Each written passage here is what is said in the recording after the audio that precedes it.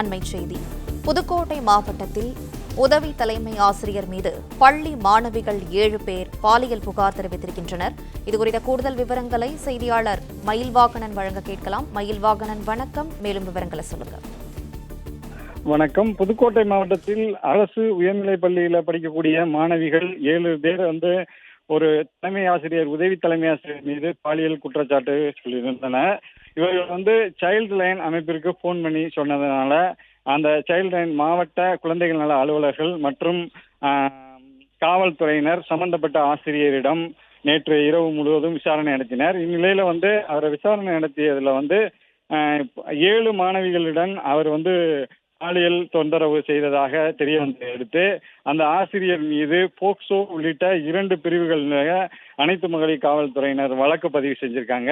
மேலும் அவருக்கு 58 வயது என்பதால அவரை புதுக்கோட்டை அரசு மருத்துவமனையில சிகிச்சைக்காக அனுமதிச்சிருக்காங்க. மேலும் இந்த வழக்குல அவரை மேலும் விசாரணை நடத்தி அவரை கைது செஞ்சிருக்காங்க. அவரை கைது செய்யப்பட்டவரை புதுக்கோட்டை நீதிமன்றத்தில் ஆஜர்படுத்தி சிறையில் அடைக்க இருக்கிறாங்க. தொடர்ந்து பாலியல் குற்றச்சாட்டுகள் எழுந்து வரக்கூடிய சூழல்ல இந்த புதுக்கோட்டை மாவட்டத்தில் நடந்த இந்த சம்பவம் பெரும் அதிர்ச்சிக்குள்ளாக்கியது. மேலும் அவர் வேறு மாணவிகளிடம் எதுவும் பாலியல் சீண்டல்கள்ல ஈடுபட்டாரா அப்படின்னு விசாரிக்கணும்னு சொல்லி பொதுமக்கள், சமூக ஆர்வலர்களும் கோரிக்கை விடுத்திருக்கிறார்.